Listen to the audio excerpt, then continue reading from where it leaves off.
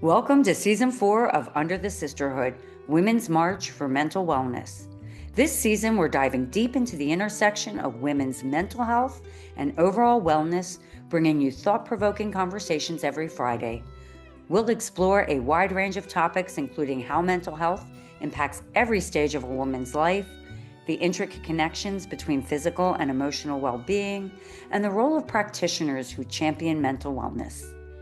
This podcast celebrates women, their resilience, and the incredible contributions they make to our world.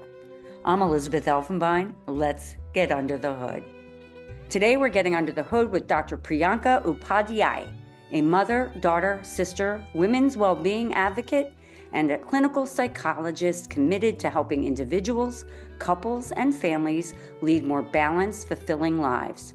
With over 15 years of experience, Dr. Priyanka's expertise lies in integrating evidence-based therapeutic approaches with mindfulness, trauma-informed care, and culturally responsive practices. Dr. Priyanka's career began at Rutgers Behavioral Health, where she supported marginalized communities and dual-diagnosed clients, helping them transform trauma into pathways for healing and growth. At New York University Langone Medical Center and Bellevue Hospital in New York City, she worked with survivors of 9/11 within a multidisciplinary program, contributing to public health initiatives, developing a highly sought-after pre-doctoral trauma-focused internship under Bellevue's prestigious psychology training program. Currently, Dr. Priyanka leads her private practice, Thrive Wellness and Meditation, where she specializes in empowering high-achieving professionals, parents, and couples to overcome burnout, manage stress, and align their personal and professional lives. Her unique therapeutic coaching blends psychology with a mind-body spiritual perspective, guiding her clients, primarily women, to achieve self-directed goals and build resilience in their roles as mothers, sisters, professionals, and partners. Beyond her clinical work, Dr. Priyanka is a passionate educator and advocate. She has facilitated workshops on mindfulness, trauma recovery, parenting, and cultural competence. Her philosophy centers on fostering meaningful connections, celebrating diversity, and helping others thrive in their health, relationships, and careers. Wow. Welcome, Dr. Priyanka. Thank you for having me. It's a pleasure to be here. I couldn't be more delighted. It's Season 4, Women's March for Mental Wellness, and I'm so excited to be getting under the hood with you today. If it's okay, let's get going. Sure. So I love this question because it's a universal question, but everybody's answer is very different. And, you are a psychologist today. You're doing all this trauma-informed care and all kinds of care. What was that inflection point in your life that got you on the journey into mental health and wellness? There were many inflection points for me through the course of my life. I'm an immigrant. I'm a South Asian woman. I was born and brought up in India. I never thought I would become a therapist. And many therapists will tell you we become therapists because we grew up with some sort of family issues that we tried to fix, and then somewhere along the way found our calling. And in some ways, I'm no different because I come from a family of engineers and doctors and economists, people who were great with numbers. That skipped a generation with me because I was not good with numbers. What I really felt drawn to and called to, which often began on the playground in school, which was people would just come up and talk to me. People would seek me out for conflict resolution. People would seek me out as the agony aunt. And I did not know that that would become my profession. It sure did, also because in my family, we have a history of addiction and trauma and mental illness. And somehow I found myself at the center of it all, navigating it with the kind of expertise that bode well for graduate school. But that happened several years later when I found myself really being called. And I think this is what inspired me to become a psychologist, which is I love why people do what they do. how they do it and how they transcend and transform strife into thriving. I would not have shared that many years ago, even when I was in grad school, honestly, Elizabeth. But that has sort of been something that was part of my own journey as a single child, navigating the trials and tribulations in our family, and actually seeing how the women in my family were real stalwarts. They were the women, often behind closed doors, often both in the world of work as well as in the home, really leading the family towards better times, better lives, but with a lot of strife, a lot of their own suffering. So from a very young age, I, decided like, hey, if I don't make it in psychology, I'm going to become a fashion designer. And I just loved fashion and I loved color and I loved clothes. And I remember as I was thinking about what I wanted to share with you, I remember going through my portfolio when I was about 17 or 18. I did this course in fashion designing. All of what I drew and all of what I created in that portfolio was about emotions manifesting in clothes. So there was something that was a through line for me, which is that I love bearing witness to and being part of the human experience and being part of the human experience through emotion, because in my view, that's what we are made up of. Beautiful, big emotion that can be a driver for change or that can be the destruction of the human spirit. So over a period of time, one summer, I'm an avid reader. I was an avid reader. I read this transformative biography by Peter Gay, who wrote about the life of Freud. I was obsessed. I wasn't obsessed with other kinds of novels. I was obsessed with Sigmund Freud, the father of psychoanalysis. So that was a very pivotal influence in what I found as my calling, which is I want to be in rooms with people, in close, intimate settings with people, bear witness to their lives, be able to share mine in ways that we can co-script. As you were describing that, I was envisioning the clothing being that emotional expression of the spirit. So, and then you said it. So I could see that. And so I think what's really interesting is the wearing of the emotions and the journey you've been on. You know, you gave a lot, but I think I'd like to go into even deeper. So as a little girl, you imagined this, you experienced this, and you talk a little bit about that journey. I think my uncle, whose addiction had really reached a pinnacle, was a very revealing set of years. Being the only child, I naturally fell into a role where I was the invisible but very potent supporter of my parents, who took care of my uncle. And I remember going to meetings, hearing about the Al-Anon meetings, and really wondering how is it that someone who is almost sort of like, beholden to a substance now has transformed his life and he's a different person. I was fascinated by that, but also touched by the costs that so many of us paid in that journey. So the birthplace almost of pain was not known to me. I didn't know why this happened. I didn't know how it happened. I just knew it happened. And I just knew how it had touched our family. What I had been part of, though, is the transformation of the entire family system. And so I think that was a very important experience. Alongside with that was, my mother is an extremely high achieving investment banker. She was jet setting, she was traveling, she's an extremely brilliant woman.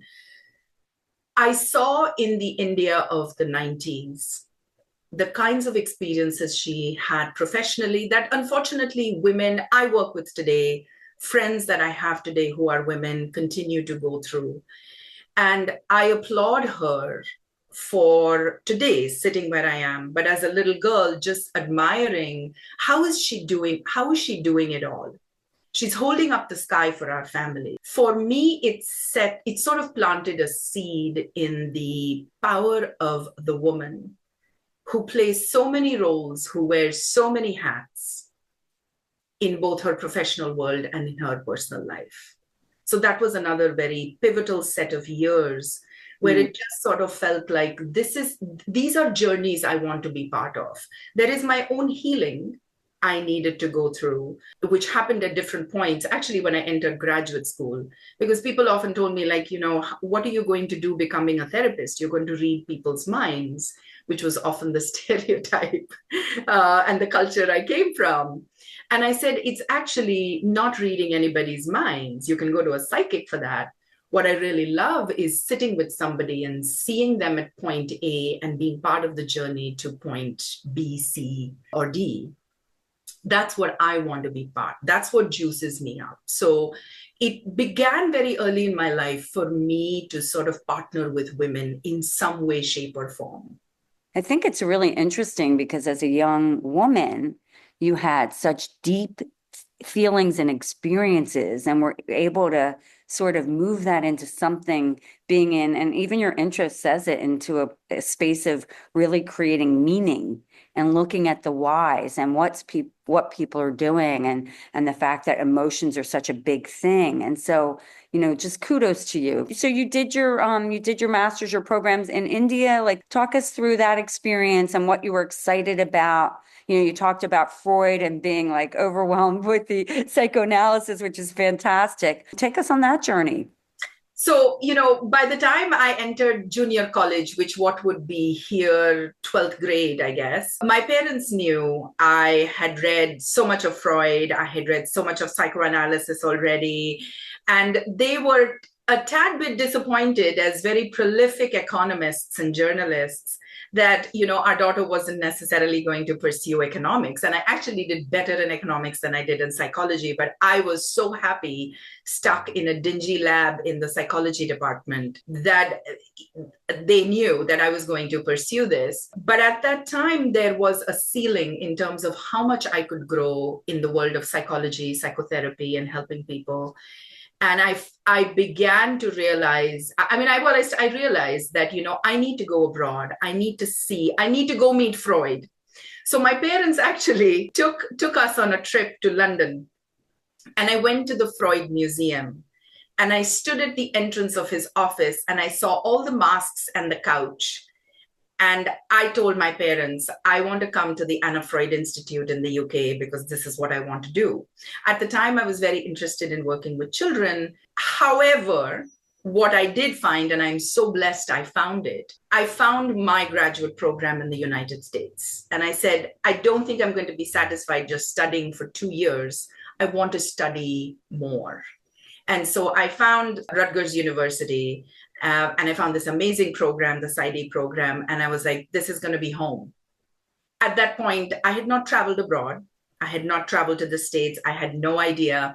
And I said, you know what? I'm going to take a chance on this calling. It is calling, and I'm going to do this. So my parents said, go apply. If you get in, we'll try and support you financially. And they did.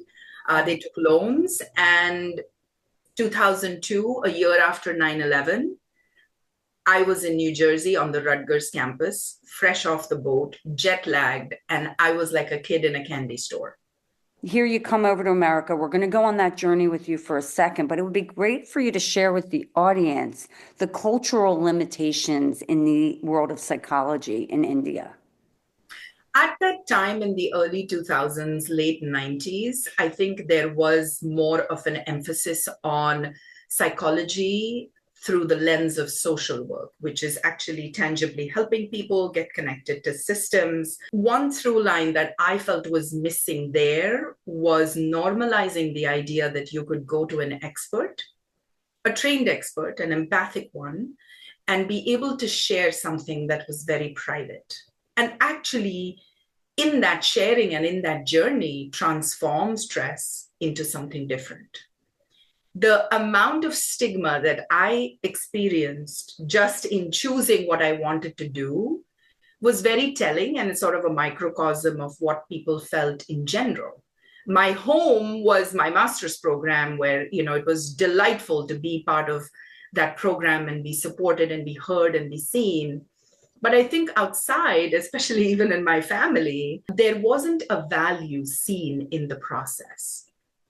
So one thing that I internalized even when I came to the States was, is this valuable? Is this something that's going to amount to something?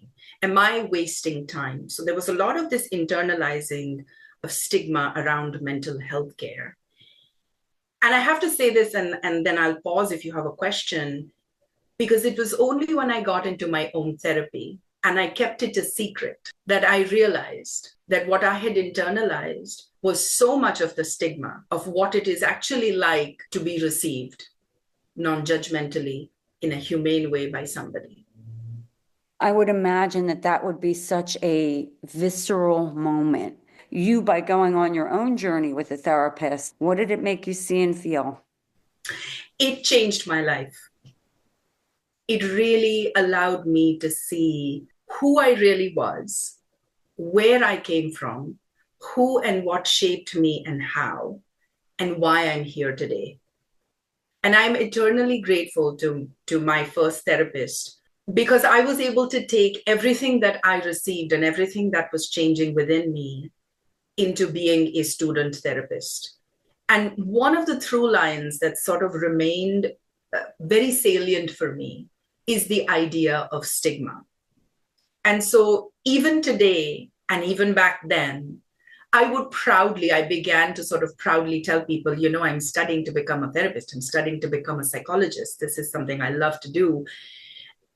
And I started bringing that into my work with people, which is, if you can wake up almost every day and know that you're going to do something and you absolutely love what you're going to do, you found your place in life. What I'd like to interject there is just that holding of space for people. So Yeah. to wake up every day and be inspired and energized to get into the human experience of one individual and then the next, because I presume you meet with several individuals a day, that's a lot. That's heavy. Some are lighter, some are heavier, some are in between. So talk about that. You came in, you were part of the Langone Medical Center as well as Bellevue. What was that experience like? So it's interesting, when I came to graduate school at Rutgers. And the year I came in was the year after 9/11. Life has a funny way of putting you in places. I believe in the universe, I believe in source. And the year I came into grad school was the first year where I believe they had a program through my graduate program for the survivors of 9/11, sort of in an askance way, providing psychotherapy and trauma-based work. I had never thought of myself as somebody who'd be drawn to that kind of work. 7, maybe 8 years later, maybe a few years later, I started working at that very same program, doing trauma work. Because part of what my own therapy taught me is that trauma leaves its legacy in more places than one. And so whatever legacies you are carrying, some are yours and some are inherited. But through the process of therapy, you can choose which ones you want to grow and keep and which ones you release and let go. When I went through grad school and I got more interested in trauma work, when I joined the NYU Langone Medical Center, it was through a friend who recommended, a position and said, "Hey, I think you'd be a good fit. Why don't you apply?" I was so delighted. It was, again, a kid in a candy store kind of moment. Like, my goodness, I love being part of this program, and I'm hoping I can make a difference. I absolutely enjoyed my work with clients in that program, because you took something that devastated a people, a city, families, and you were able to, week on, week out, actually see small changes led to big changes.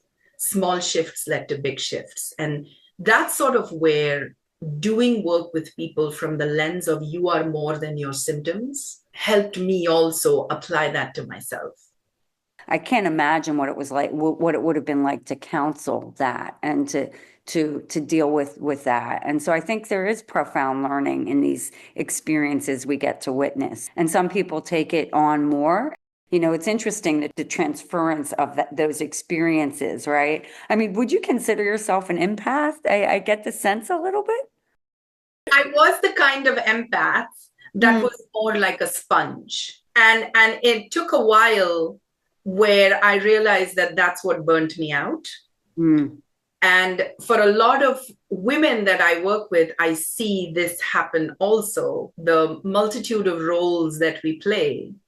But if you are an empath that isn't a discerning one, or someone who's sort of done the work of building boundaries and scaffolding around your empathy, you will continue to be a sponge. I think it's wonderful to be a sponge, but I think you just hit the nail on the head. The burnout piece, which is if you don't create the boundaries and scaffolding, and I'm sorry for interjecting. No, not at all. I think it really informed how I was living, how I was working, and how little I was at that point able to actually give our son, who loved what I did because he saw how it lit me up. But he didn't like it because he told a kid in school, the kid asked him, "What does your mom do?"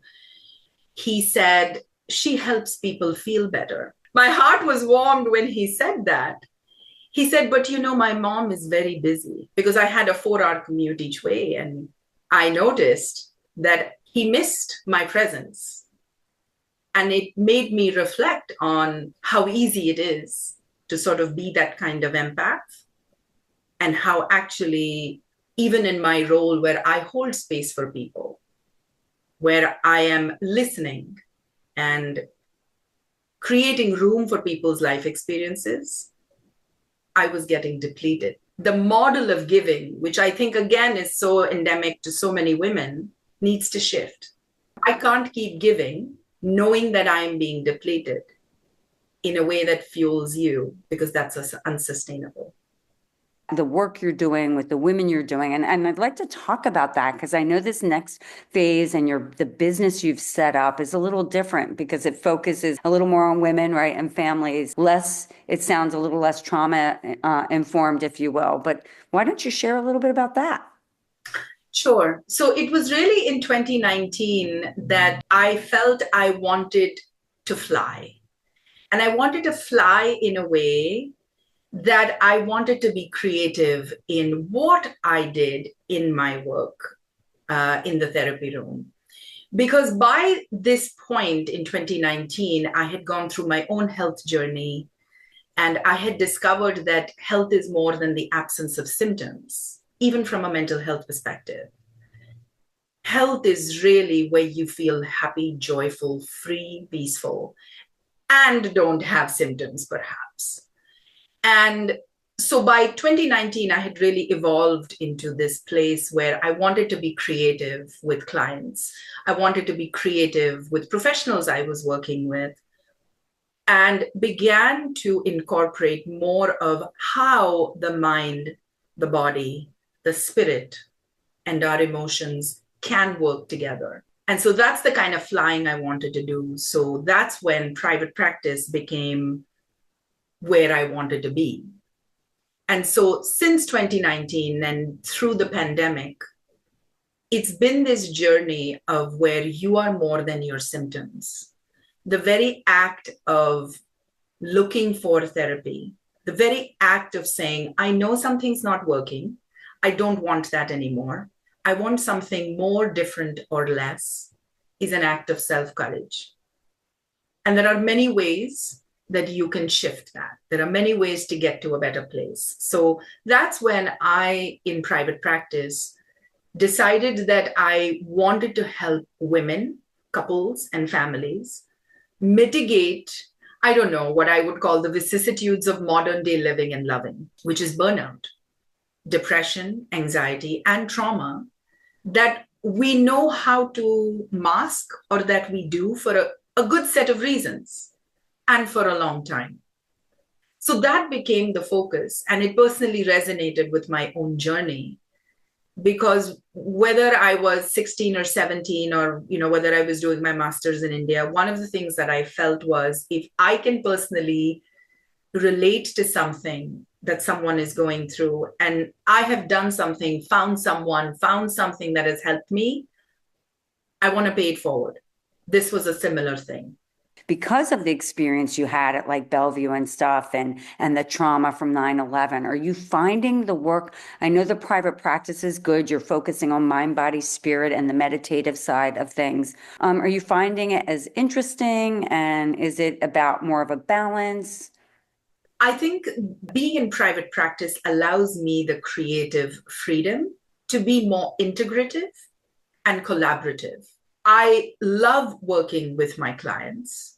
I love actually even helping those who we find cannot work with me, don't want to work with me, we're not a good fit, because I love connecting people to a space that, if doesn't work with me, can work with somebody else. So the work that I did at the 9/11 program was very trauma focused and within a multidisciplinary team. I think that's one thing I miss, which is why I would say in the last maybe year or so, I've become more intentional about networking with other people, connecting with other therapists, connecting people who I think would be a good fit for clients who I'm not a good fit for. And I love that because it brings about sort of a different way for me to be able to impact people. I think it also allows a certain kind of work-life balance that is absolutely precious. I can sit on the stoop, wait for my son after he comes back from school. I'm blessed. I feel very grateful for having that. In terms of doing the heavy lifting kind of trauma work, I think my kind of private practice allows for people to do more top-down processing, which means it allows people to think, feel, embody through experiences, which is why what I'm recently begun doing is collaborating with somatic psychotherapists or EMDR therapists who do more of the bottom-up processing. Because I think for trauma work, both are required. So I get to be so creative in private practice. And I like the notion of the top down versus the bottom up. Can you explain that a little more to our audience, including myself, so I understand the details of that in both contexts, top down, bottom up? Practically everything we experience in life is experienced in what I call different channels of human experience. There's thoughts, there's sort of perceptions, memories, and images. Then there's the heart space that experiences the emotions, the feelings. Then there is the body that houses the sensations that are correlates of emotion, or that are pieces of real estate, so to speak, where emotions manifest. And then there are behavioral inclinations. If we're feeling anxious, we might, sort of play with our nails or clench our teeth, the behavioral inclinations. And then there is the overall energy that we carry. So what I will often tell people is, imagine you walk into a room, you look around, there'll be some people you'll be attracted to, and some people you might not give a second look to, perhaps. And there'll be some people who just kind of put you off. The aura, the energy that they have, even if they've not said anything to you, is the other channel of human experience. So just thinking through problems, coming up with solutions is inadequate for life experience, especially when you're talking about trauma, especially when you're talking about grief, or you're talking about deep depression or debilitating anxiety. A full-bodied set experiences we're having. In order to capture the entirety of that human experience, we need to be able to think through, understand, articulate, use language, but we also need to go into the body to regulate, calm, ground, and transform. It is when they meet, they often meet in the heart space, which is the space in the therapy room that you give place for. It is in the interaction between the two people and the space in between that the magic happens, because it feels safe enough to embody the experience. It feels clear enough once you're calm and grounded, which is a bottom-up kind of processing, to allow for top-down, where you can think differently, think more, think less, include perspectives, work on beliefs. It's where they meet in the heart space that your relationship with the therapist comes in and change is born. That's really a wonderful way to explain it. So thank you for that. I'm curious, this is a question I throw in there. How would you say that you are marching for mental wellness? And yes, it can be both personal and professional, and it can be integrated. It begins the moment I wake up, step out, maybe go to the grocery store, and it extends through the day because I think there have been bigger and tangible ways in which I hope to have impacted the conversation and the movement towards better mental health. I think what's most profound, as in most relationships, is doing the small stuff, doing it daily, doing it whenever, wherever, and with practically everyone. And so it's in those small interactions that if I have a contractor come in and he'll say, "You're a doctor," I say, "Yes." And I'll tell him about what I do. And he'll say, "Wow, my brother really needs therapy." And I'd say, "I'd be happy to chat with him. If I can be of any help, here is my card." Because I think the through line for me continues. Even though I'm in a culture and we live in a time that's a very exciting time for mental health, the hiding from owning one's problems is still a reality we're all grappling with. So I think for me, my contribution, a humble one, is hopefully happening every day with everyone I meet to destigmatize the idea of asking for help, being and receiving, and then paying it forward. We have these moments and you just don't know what's going to happen, like the magic of meeting you and being able to hear and tell your story. And just sitting here, I'm like, I'm in awe. I'm like, oh, I like her as my therapist. Is she, anyway, because you get it, It's just wonderful. So that's a wonderful way to march for mental wellness. I'm curious as we continue on, and what are you seeing in your future? Like, do you imagine that, or are you just about living in the now? I've often been told you have such big, grand ideas. I love the creative freedom for these big, grand ideas. And I think they're very important because they can act like a North Star. So I might have a couple.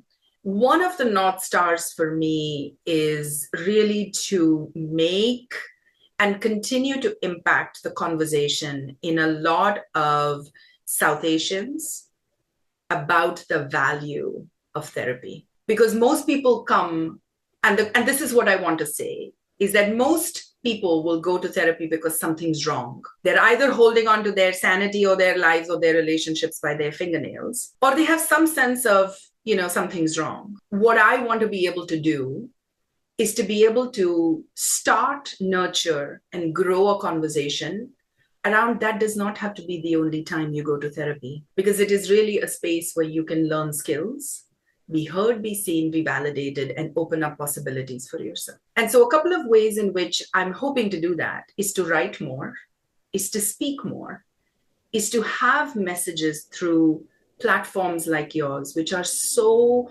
important for women of today, of all ages, to have in their playlist.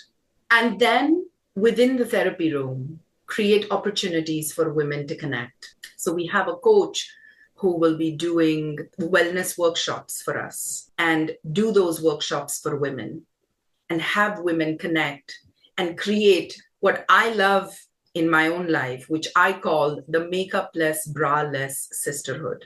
We all need that. Yes, we do. We do. I think that's amazing. I wanted to hit on something. What you're getting at is bringing and thinking of mental health preventively, which is mental wellness. And when you begin to think of that, it's like we exercise so we stay healthy. It's preventative maintenance of our bodies. How do we preventatively maintain our mental health around wellness? So I think that's just great. I think it's a very exciting time to be a woman. I don't know, maybe it's become easier to be a woman in today's times, but it's a very interesting time because we have so many women role models, some of whom I've seen on your platform and gotten to hear them and their amazing work, because I think girls today need to hear and need to have amazing women on their playlist of things they listen to and expose themselves to. Because I think a lot of women, at least I see that in my practice, and I know it's fairly common, the messaging continues to be to play small and in some cultures stay invisible. And so really what I would love to do is, create something that I'm working on is creating a meditation series for women in particular that they can listen to when they're doing the dishes and folding laundry, that allows them to tap into not just their amazingness, but remembering to remember that every day. I'm kind of curious. I mean, I don't want this conversation to end. I could talk to you forever. You're just so inspiring. This is a platform for you to give a message to women of all ages, of all backgrounds, of all cultures. What do you want to leave them with? It is truly a gift to be a woman. And I mean that mentally, emotionally, physically, relationally, socially, and professionally. Speaking from the heart, I would tell every woman that you need to remember who you are, not through the lens of others, but through the lens of other women that have come before you, who have been through the journey between highs and lows, darkness and light, to know that you can do whatever you want. Don't believe the truths that other people believe about you before you decide on the whole truth for yourself. Live freely, live big, live large, play, and go create that makeupless, braless sisterhood for yourself. Dr. Priyanka, thank you so much for getting under the hood with me, for sharing your story, your very inspiring story with women around the world, the importance of mental wellness and the journey. Thank you. Thank you for doing what you do, Elizabeth. I'm so grateful to have met you. It is an honor to have shared what I could, and you sharing this platform with women. Thank you again for the work that you do. Thanks for listening to Under the Sisterhood. If you haven't already, please give us a quick rating and review on Apple or Spotify. And make sure to follow us on Instagram, Facebook, YouTube, and LinkedIn so you can hear from more amazing women. This podcast is created and hosted by Under the Sisterhood LLC and Elizabeth Elfenbein, produced by Elizabeth Elfenbein and Matt Butler, and edited by Matt Butler. The music is by Ayla Schaefer. Her song, Rose.